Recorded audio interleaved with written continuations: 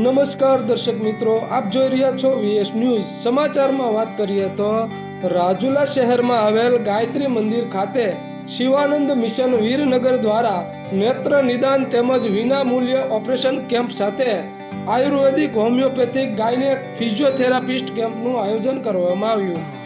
આ કેમ્પમાં બહોળી સંખ્યામાં લોકોએ લાભ લીધો હતો। આ કેમ્પમાં શિવાનંદ મિશન વીરનગર દ્વારા ભારે જહેમત ઉઠાવી આ કેમ્પને સફળ બનાવવામાં આવ્યો હતો।